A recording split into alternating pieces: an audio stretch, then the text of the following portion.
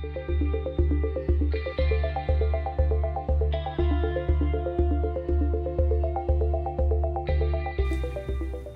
my name is Kit Franson, and I'm the Director of Product Management and Applications Engineering, North America for Tecumseh Product Company. I welcome you to the discussion on Think Inside the Box 2020 DOE Walk-in Regulations.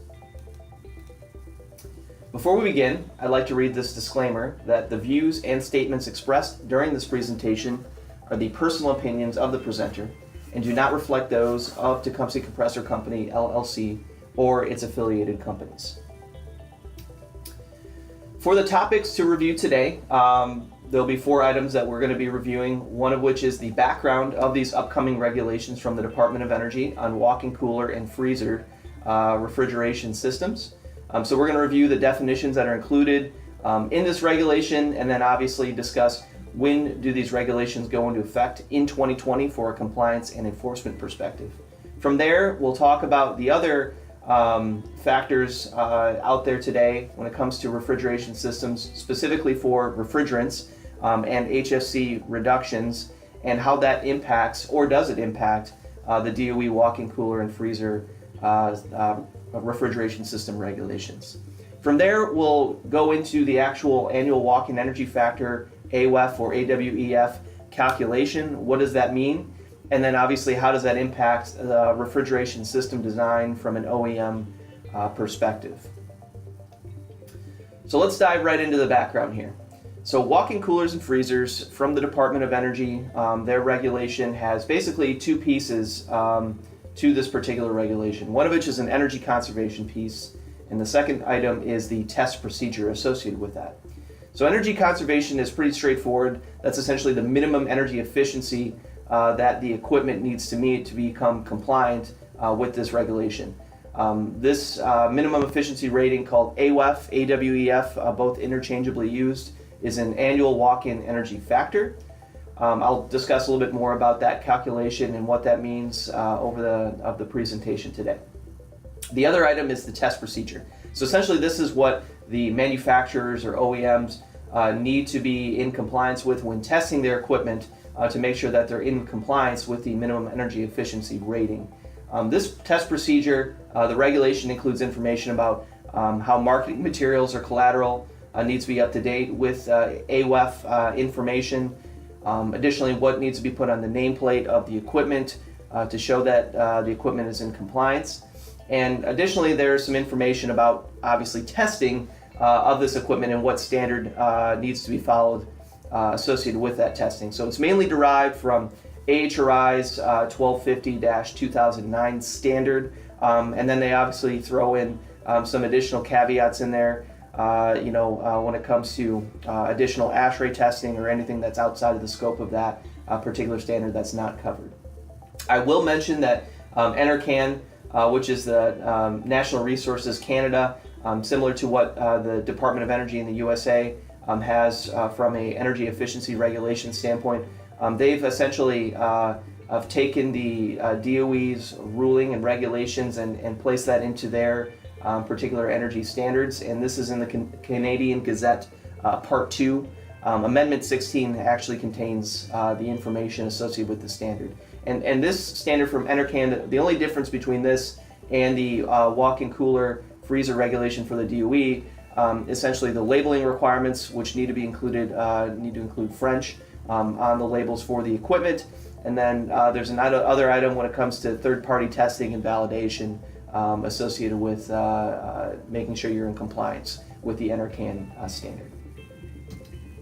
So let's talk about some key definitions. So first of all, the Department of Energy has really focused their view of what a walk-in cooler and freezer is.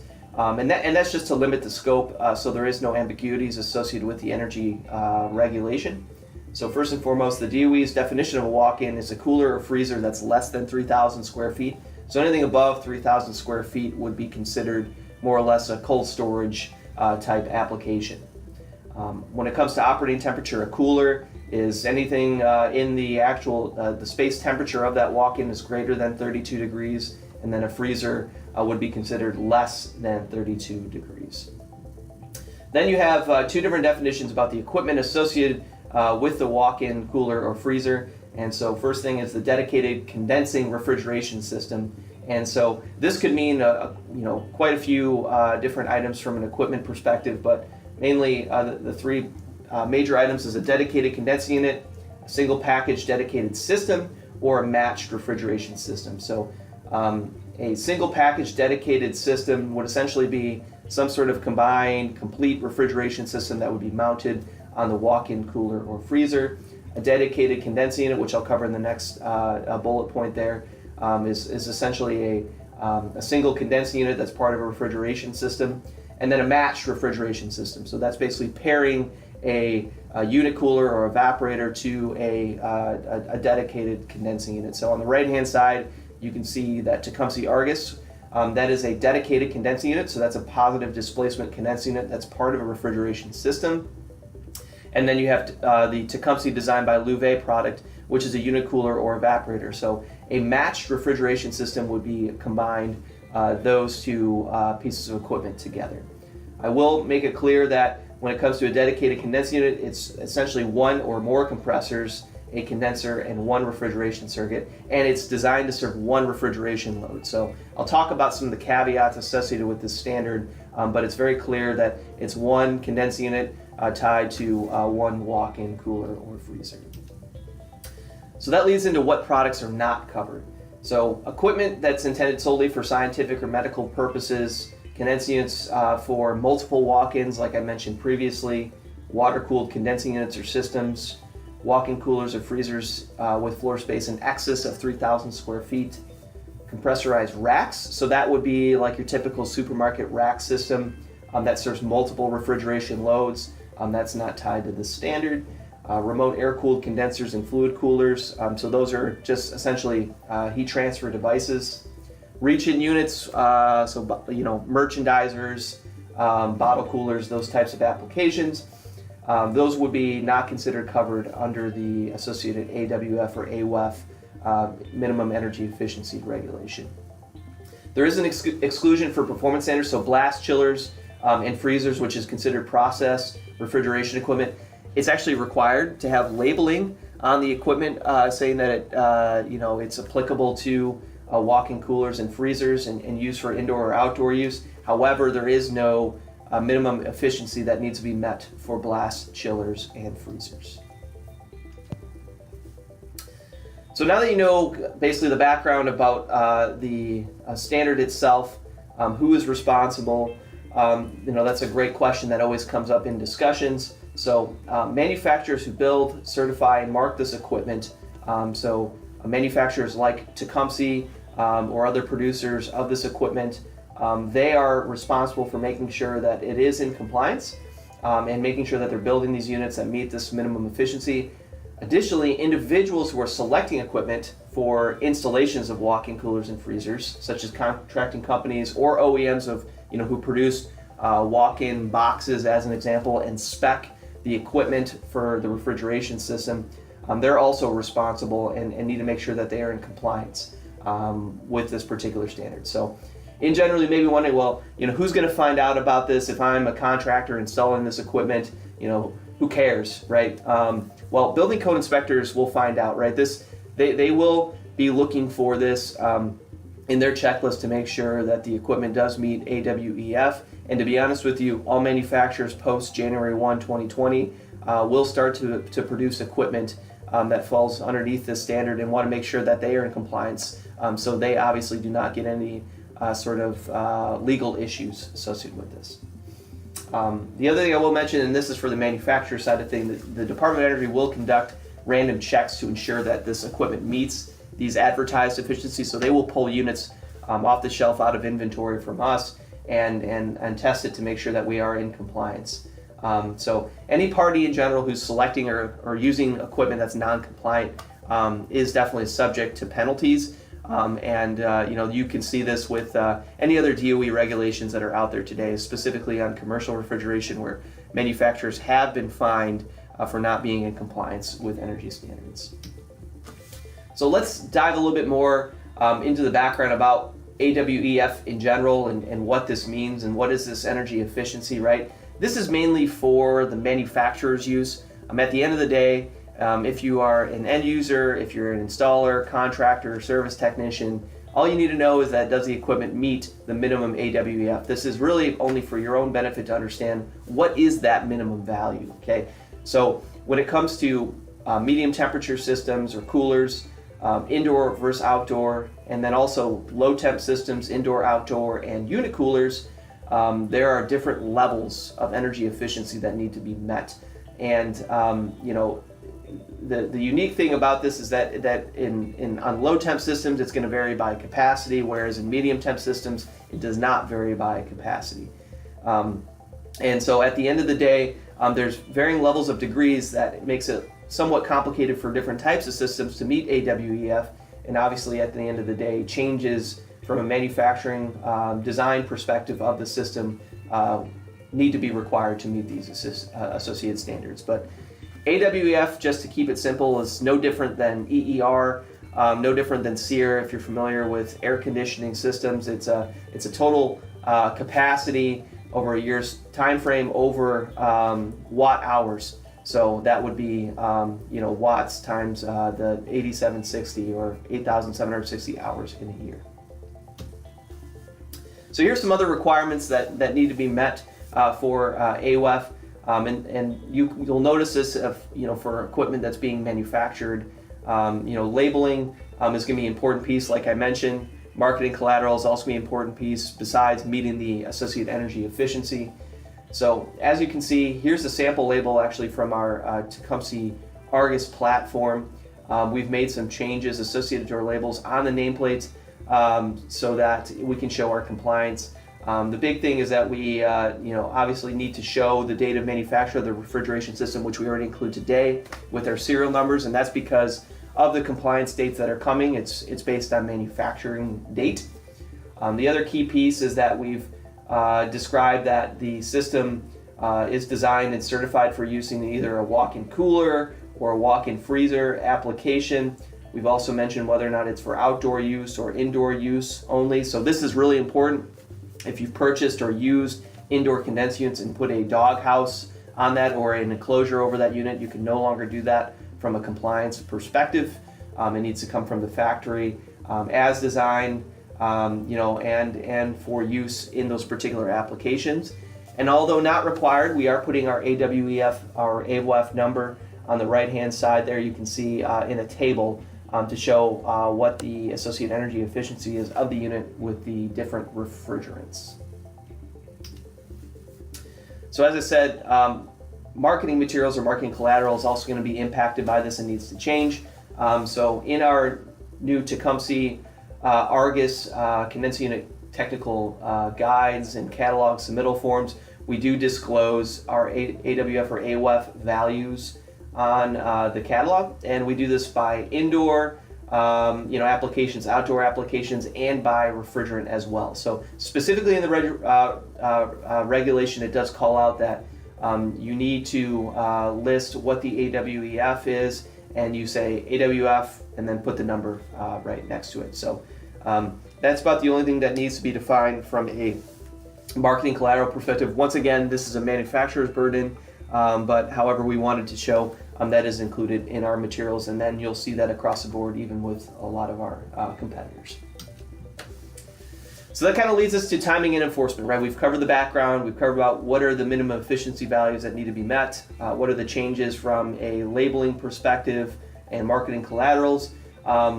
So this is a little bit convoluted, and that's because there was a lawsuit in 2014 against USA DOE on this particular energy standard from manufacturers, just because of needed to add some clarity to the standard, need to be clear on what's included from a types of technologies that can be used and how do we test against that. So that kind of delayed the implementation of the particular regulation. So just to be clear, the timing of this, of the date of enforcement and compliance of these regulations is based on date of manufacture of the equipment. It's not necessarily when the equipment is going into commerce or when it's being installed in the field. So you could essentially use post, let's say, in this instance, from an enforcement perspective, medium temperature units, condensing system January 1, 2020. You can use equipment post that date that was manufactured prior to January 1, 2020. So if you bought a Tecumseh Argus unit in December 1st of 2019, and let's say it did not meet AWF as an example, but it does, you can apply that in a installation post January 1, 2020. Just to be clear on this as well, in the regulation actually calls out compliance dates and enforcement dates. Compliance dates were essentially when manufacturers had to be compliant with the Associated Energy Efficiency Regulation, but there was no enforcement associated with that. So now we're focusing on the enforcement dates because that's important. That's really when we're going to be measured and evaluated by the Department of Energy. So for medium temperature systems, January 1, 2020 for the condensing units, and then for low temperature condensing units or condensing systems and all unit coolers, that would be July 10th, 2020. So where does this information go, right? So right now in process, organizations, out there, manufacturers are, putting in information on a daily basis about all their products reflective of commercial refrigeration, air conditioning, etc., into this CCMS database, which is the Compliance Certification Management System.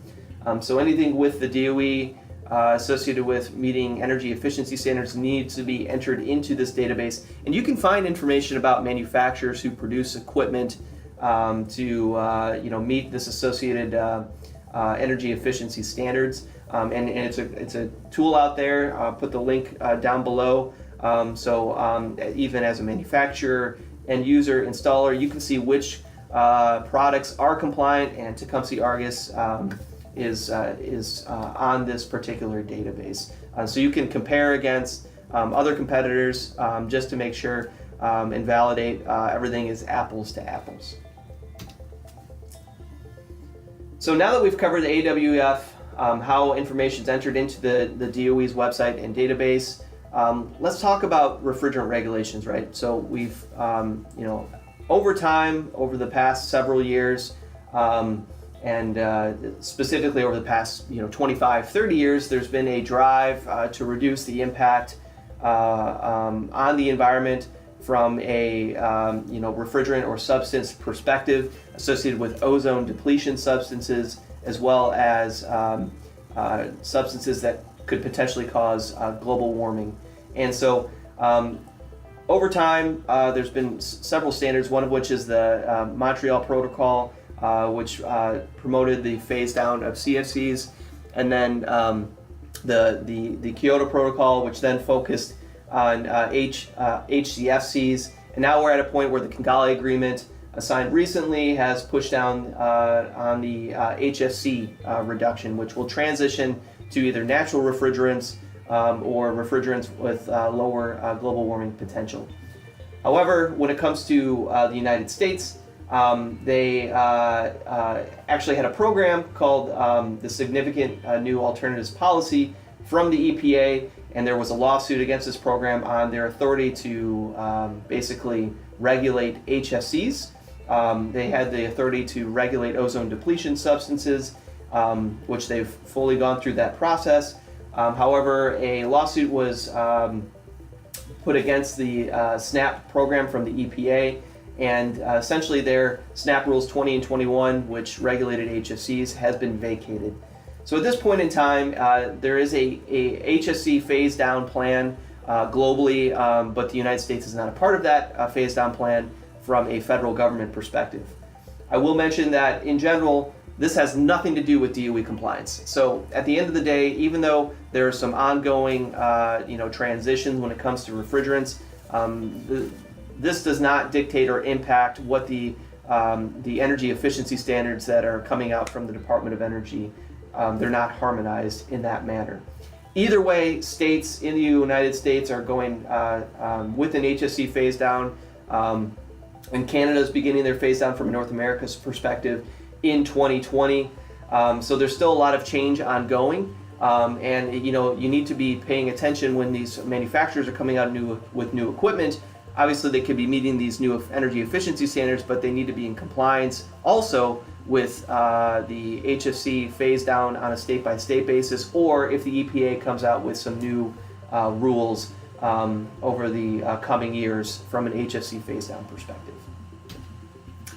So as I mentioned, state by state, this comes from AHRI, and this shows the Climate Alliance, a small portion of the Climate Alliance state by state that are driving HFC phase down outside of the federal government's perspective. And California is leading the way with their vehicle, which is CARB, California Air Resources Board, similar to the EPA, where they've actually adopted the SNAP rules of 20 and 21 and are looking at HFC phase down. So if you are selling equipment or installing equipment in California today, you need to be in compliance and using refrigerants that are not part of that HFC phase down, which would be, as an example, R404A. So common replacements for that now from a lower GWP perspective or global warming potential would be R448A, R449A, and R452A. So as we transition as manufacturers, as installers, as end users, lower global warming potential refrigerants, there's definitely some considerations that need to be taken in mind from a system design perspective. And as you go to lower global warming potential refrigerants, as you can see on the left, R407A, R134A, R404A is not shown, called out specifically, but these are higher global warming potential refrigerants. As you move towards the right, there are some challenges, one of which is toxicity and also flammability. And so as you go down to R290, you've got, which is propane, is a flammable refrigerant. Not shown on here is ammonia, that is toxic. And then you have carbon dioxide, which just brings some technical challenges that can be overcome. But sometimes these, making these design changes can be costly. Also, at the end of the day, safety regulations may not be up to speed at this point to get to the end goal, which is basically zero impact from a global warming potential. So as we progress through this today, we have HFO blend refrigerants such as 448A, 449A, 452A, some of which would have their own technical challenges in themselves as you progress down to lower global warming potential. So this kind of leads into how is AWF calculated and how is that impacted by some of these newer refrigerants that are introduced, as well as some of these applications, right? So AWF or AOF, as I mentioned before, is similar to an EER, or mainly basically a SEER or seasonal energy efficiency value, but it's the ratio of total heat. So taking a capacity of looking at a walk-in cooler or freezer application throughout an entire year, and then dividing it by the total energy usage of that refrigeration system in watt hours during that same period. So capacity over input power, essentially. And as I mentioned, it's taking into the seasonal considerations of the year. And this is important because if you're in an environment or in an ambient condition that's colder, you'll actually see more benefit of this equipment for lower power consumption. But as I mentioned, AWF is calculated differently between low temp condensed units, medium temp condensed units, unicoolers, and that's because of the AHRI 1250 standard. You have different conditions that you need to be testing to, for example, minus 22 evaporating temp for low temp systems or plus 23 for medium temp systems, etc. So thankfully for manufacturers, there was actually a tool that was generated from an industry perspective from AHRI. It's the AHRI 1250 calculator where you can plug in the energy usage at specific points for ambient conditions, for outdoor applications, 95, 59, 35 degrees ambient, what the capacity is at those conditions, power consumption, and then it'll calculate an AWF value for you. And all AWF or AOF energy efficiency values are based off of Kansas City, Missouri. So you have to use the same location to calculate those values, and that's important. They selected the city just because it had a good variation in terms of weather profile, from very high ambience to in some cases lower ambient conditions. But This is important because when we're talking about system design changes to meet AWEF or AWEF, we had to take into consideration how can we be more efficient in conditions that have lower ambient, conditions such as 59 degrees and 35 degrees, where in Kansas City a large portion of the year is between right around that 59 or 60 degrees in terms of average temperature profile. So that's important when it comes to looking at how can we optimize and how can we take advantage of making sure we have the highest efficient unit out there for the associated cost. So, like I just mentioned, AWEF it's going to change, right? It's going to change how the unit is designed. It's going to impact, essentially what coil we're selecting, the fan motor, the type of compressor that we're going to use, and feature set, could potentially change the overall performance. But refrigerant also impacts AWEF because, based on how these products are tested in compliance, a lot of these HFO blends have a temperature glide associated with that across a phase change, which means that it's going to impact the power consumption and capacity of that overall condensing unit, which impacts performance.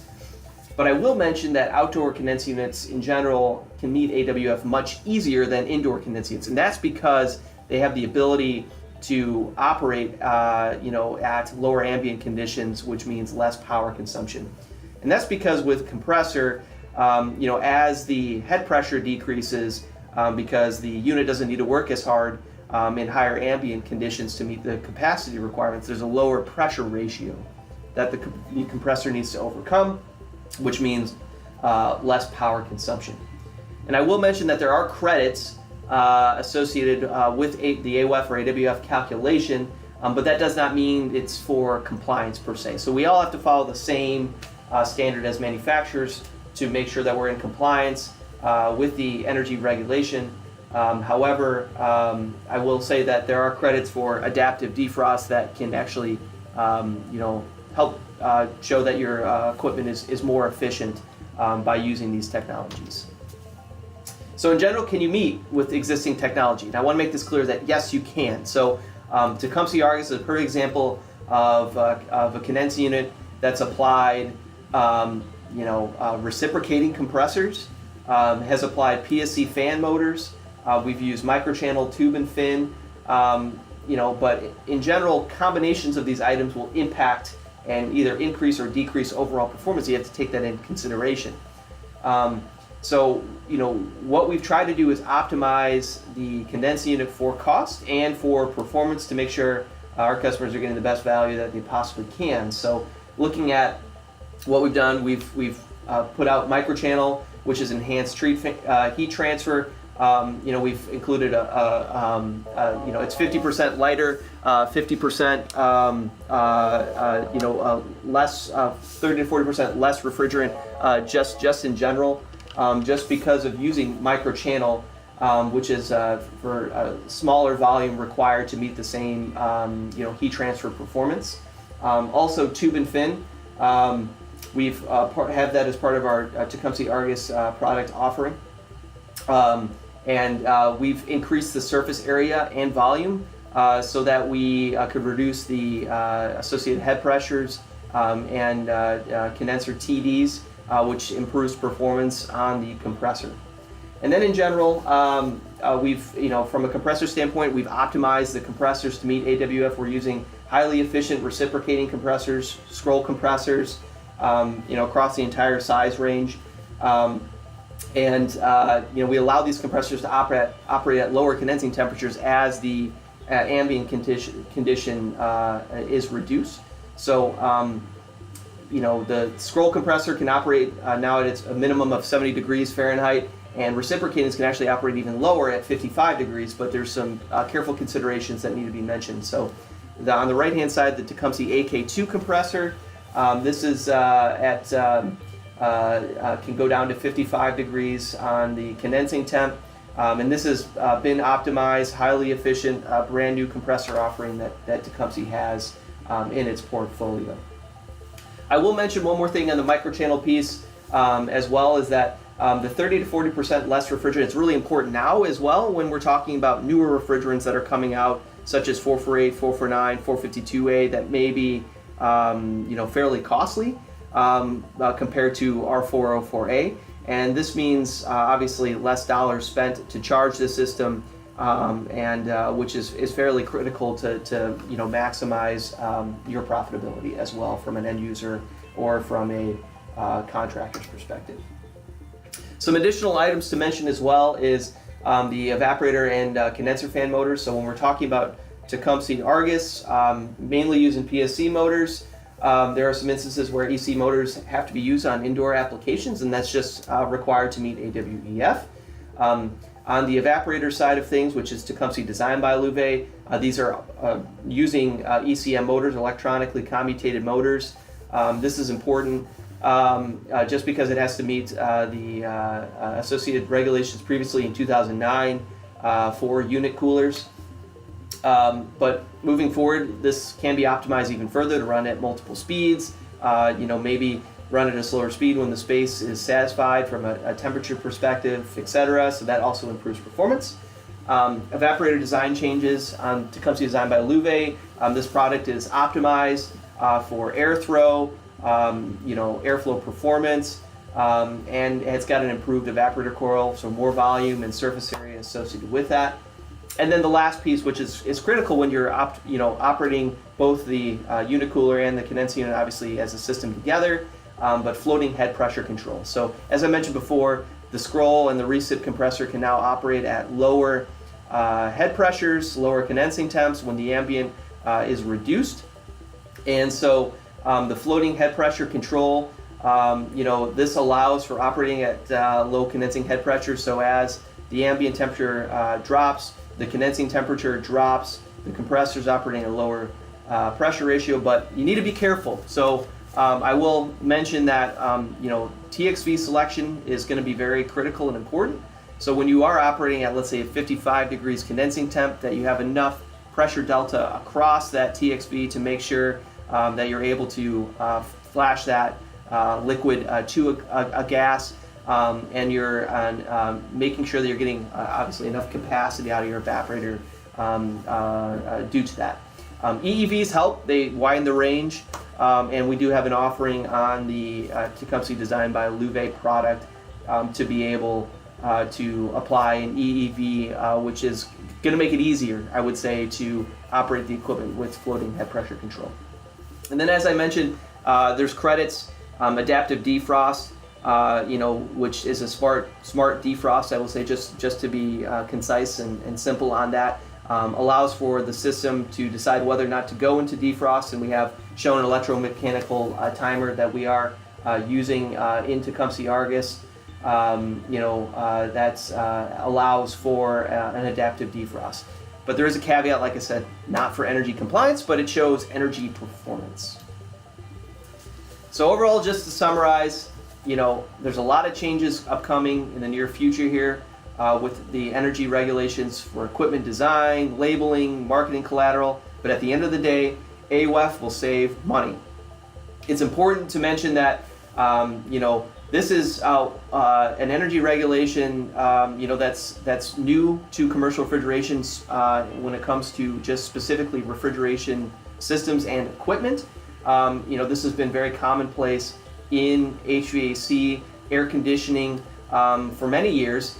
They've introduced new energy regulations for IEER or IPLV on the chiller side, and so this is more of an education understanding. How will this impact you as an end user? How does this impact your customers if you're a contractor? And how do you explain this, right? How is it important? And at the end of the day, it's utility costs. So this chart here shows a multitude of different cities in the U.S. Taking an existing condenser unit shown in that in blue there in the bar. Then you have a compliant unit, which is 7.6. For AWEF, which is red, and then green would be high efficient, which would be similar to Tecumseh Argus, high efficient. So existing unit would be like our Gen 3, not very efficient. It ends up being 5.9 for an outdoor condenser unit, medium temperature. So as you can see, utility costs, if you're in Los Angeles, California, as an example, could be over $2,600 per year on average. If you introduce a high efficient unit, such as Tecumseh Argus, which is that green bar, you're actually be saving $700-800 per year on utility costs. And this needs what needs to be conveyed to the end users, and if you're a contractor, to your customers, to show why this is important. It's, hey, yeah, there may be a price increase or a price change, whatever it may be, on Tecumseh Argus or versus existing units today, or even looking at competitive landscape, right? However, it's important to show that more than likely, with all the changes that have been implemented from a design perspective, it's not going to be double the cost or triple the cost. Typically, your average payback can be less than a year if you're comparing a Gen 3 unit to a Tecumseh Argus unit, or some other competitor's unit to Tecumseh Argus unit. And obviously this is going to vary specifically by city, by actual weather usage, and this is just an average for a 5 horsepower outdoor condensing unit. But you can see the impact that from an existing non-compliant unit to a compliant unit today, there's significant savings. But there are diminishing returns, and so as you can see, if you go from the blue bar there, $2,600 to a compliant unit, there's significant savings. But as you progress to high efficient or even more, where you go to 10 AWF or 11, the cost associated with doing that is not going to be enough to cover the benefit of the energy efficiency or utility cost savings. So the key takeaways: 2020 is the year of enforcement. Just to summarize, January for medium temperature, July for low temperature and unit coolers. This is based on date of manufacture of the product. Higher AWF is equal to more efficient. Product cost, yeah, it may change. So in some instances it could be lower than today, in other instances it could be higher, but it depends on level of efficiency, it depends on compressor use in the application.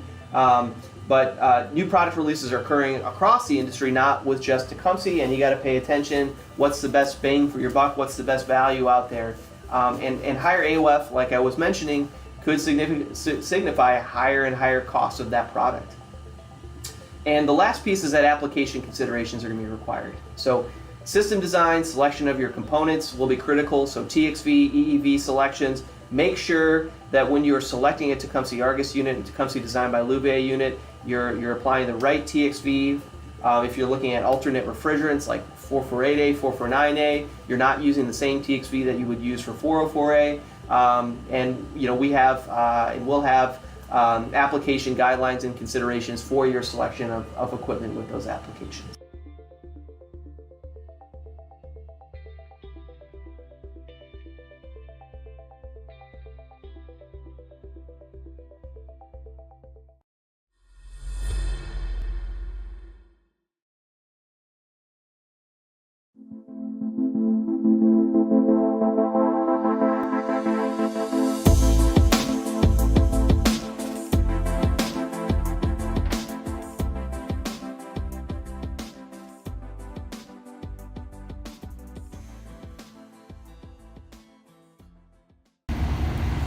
All applications designed with HFCs can be easily redesigned to use long-term at-work refrigerants with very low global warming potential.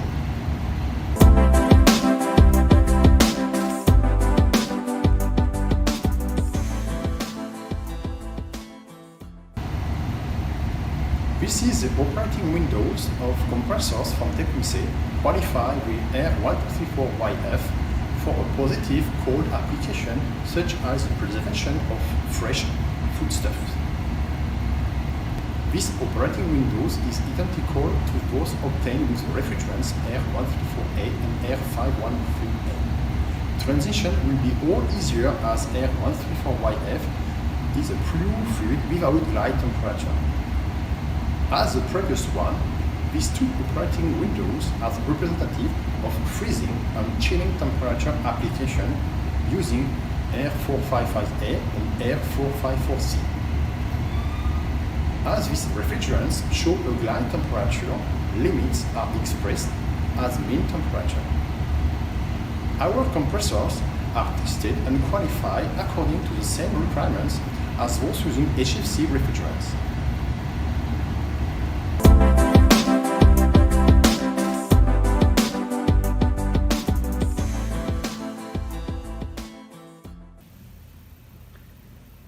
discharge and motor temperatures are almost identical between the refrigerant R1234YF and the refrigerants R134A and R513A. R455A and R454C warm up much less than refrigerants they replace. We have returned to discharge temperatures very close to those measured with R404A or R452A.